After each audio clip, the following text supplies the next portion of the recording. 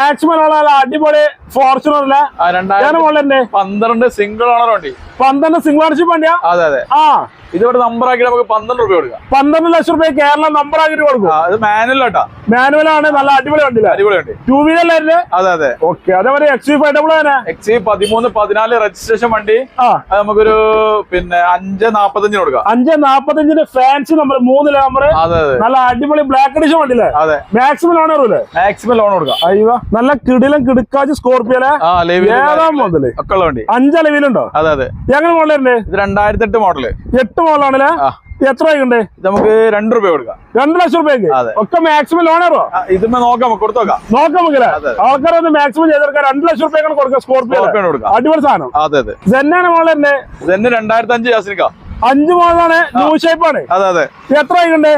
ഇത് നമുക്ക് 85 രൂപ 80 രൂപ കൊടുക്കാം. 80,000 രൂപയ്ക്ക് VX കൊടുക്കാം. അതെ അതെ. Full option